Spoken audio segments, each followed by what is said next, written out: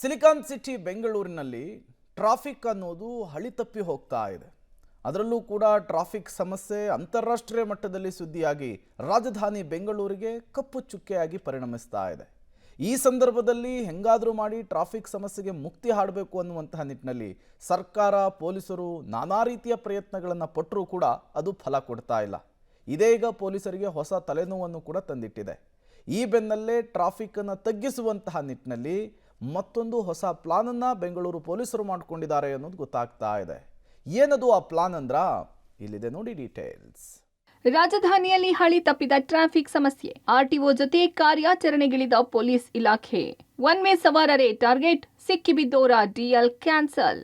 ಬೆಂಗಳೂರಿನ ಟ್ರಾಫಿಕ್ ಸಮಸ್ಯೆಗಳಿಗೆ ಸವಾರರ ಅವೈಜ್ಞಾನಿಕ ಒನ್ ವೇ ಸಂಚಾರವೇ ಮುಖ್ಯ ಕಾರಣವಂತೆ. ಈ ಅಂಶವೀಗ ಸಂಚಾರಿ ಪೊಲೀಸರು ನಡೆಸಿದ ಆಂತರಿಕ ಸಮೀಕ್ಷೆಯಲ್ಲಿ ಗೊತ್ತಾಗಿದೆ. ಟ್ರಾಫಿಕ್ ಸರ್ವೆಯಲ್ಲಿ ರೋಚಕ ಅಂಶವನ್ನ ಪತ್ತೆ ಮಾಡಿದ ಪೊಲೀಸರು ಸಮಸ್ಯೆಗೊಂದು ಮದ್ದು ಕಂಡು ಹಿಡಿಯುವತ್ತ ಚಿತ್ತ ನೆಟ್ಟಿದ್ದಾರೆ. ಇದೇ ಕಾರಣಕ್ಕೆ ಆರ್ಟಿಒ ಜೊತೆ ಸೇರ್ಕೊಂಡು ನಗರದ ಹಲವು ಕಡೆ ಒನ್ ವೇ ಸವಾರರ ವಿರುದ್ಧ ಸಮರ ಸಾರಿದ್ದಾರೆ.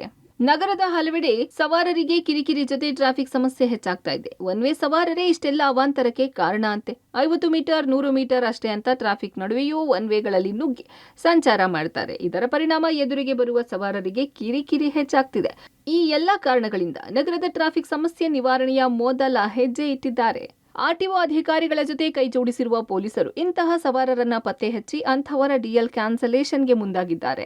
ಶೀಘ್ರ ತಂಡಗಳಾಗಿ ಕಾರ್ಯಾಚರಣೆಗೆ ಇಳಿಯಲಿರುವ ಪೊಲೀಸರು ಒನ್ ವೇ ಸವಾರರನ್ನ ಪತ್ತೆ ಹಚ್ಚಿ ಅವರ ಡಿಎಲ್ಗಳನ್ನ ನೇರವಾಗಿ ಆರ್ಟಿಒಗೆ ರವಾನೆ ಮಾಡಲಿದ್ದಾರೆ. ಬಳಿಕ ಡಿಎಲ್ಗಳನ್ನ ಸಾರಿಗೆ ಅಧಿಕಾರಿಗಳು ಪೊಲೀಸರ ಸೂಚನೆಯಂತೆ 3 ತಿಂಗಳು ಅಮಾನತಿನಲ್ಲಿ ಇಡಲಿದ್ದಾರೆ. ಬೆಂಗಳೂರಲ್ಲಿ ಯಾಕೆ ಕಂಜೆಷನ್ ಜಾಸ್ತಿ ಇದೆ, ಪ್ಲಸ್ ನಮ್ಮ ಆಕ್ಸಿಡೆಂಟ್ಸ್ ಯಾಕೆ ಜಾಸ್ತಿ ಇದೆ ಅಂತ ಸ್ವಲ್ಪ ವಿಮರ್ಶೆ ಮಾಡಿದಾಗ ಒಂದು ಬಹಳಷ್ಟು ಜನ ಎಗ್ನೆಸ್ಟ್ ಒನ್ ವೇ ಡ್ರೈವ್ ಮಾಡ್ಕೊಂಡು ಬರ್ತಾರೆ. ಇಲ್ಲೇ 5 ನಿಮಿಷ 100 ಮೀಟರ್ ಮನೆ ಇದೆ, 100 ಮೀಟರ್ ಅಂಗಡಿ ಇದೆ ಅಂತ ಈ ಥರ ಸಿಲಿ ರೀಸನ್ಸ್ ಕೊಟ್ಕೊಂಡು ಮತ್ತೆ ಭಾಳಷ್ಟು ಆಕ್ಸಿಡೆಂಟ್ಗಳು ಕೂಡ ಈ ಥರ ಮೈನರ್ ಆಕ್ಸಿಡೆಂಟ್ಸ್ ಆಗುತ್ತೆ.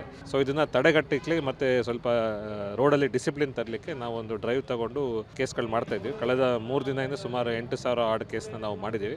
ಈ ಥರ ಯಾರು ಗಂಭೀರವಾಗಿ ಈ ಥರ ಇದ್ದಾರೆ ಅವ್ರ ಮೇಲೆ ನಾವು FIR ಕೂಡ ರಿಜಿಸ್ಟರ್ ಮಾಡಿ ಲೈಸೆನ್ಸ್ ಸಸ್ಪೆನ್ಷನ್ಗೆ RTOಗೆ 3 ಮಂತ್ಸ್ ಲೈಸೆನ್ಸ್ ಸಸ್ಪೆನ್ಷನ್ ಮಾಡ್ತಾರೆ, ಅದು ಕೂಡ ನಾವು ಕಳಿಸ್ತೀವಿ. DD ಕೇಸಸ್ಗೆ ನಾವು ಮಾಡ್ತಾ ಇದ್ದೀವಿ, ಕಂಪಲ್ಸರಿ ಮಾಡ್ತಾ ಇದ್ದೀವಿ. ಬೇರೆ ಈ ಥರ ಕೇಸಸ್ಸಲ್ಲಿ ಅಂದರೂ ಹೆವಿ ವೆಹಿಕಲ್ಸ್ ಅಥವಾ ಈ ಥರ ಟ್ರಾಫಿಕ್ದು ಭಾಳ ಸಮಸ್ಯೆ ಆದರೆ ಅವ್ರ ಮೇಲೆ 285 BNS ಅಲ್ಲಿ FIR ಮಾಡಿ ಅವ್ರಿಗೆ ರೆಕಮೆಂಡ್ ಮಾಡಿ ಕಳಿಸ್ತೀವಿ. ಒಟ್ಟಾರೆ ನಗರದ ಯಾವುದೇ ರಸ್ತೆಯಾದ್ರೂ ಯಾವುದೇ ವಾಹನಗಳಾದ್ರೂ ಒನ್ ವೇನಲ್ಲಿ ನುಗ್ಗುವ ಕಿಡಿಗೇಡಿಗಳಿಗೆ ಕಡಿವಾಣ ಹಾಕಬೇಕಿದೆ. ಗೊತ್ತಿದ್ದು ಮತ್ತೆ ರೂಲ್ಸ್ ಬ್ರೇಕ್ ಮಾಡೋರು ದಂಡದ ಜೊತೆ 3 ತಿಂಗಳು DL ಕಳೆದುಕೊಳ್ತಾರಂತೆ. Raghu Mariswamy, metro bureau, public TV, Bengaluru.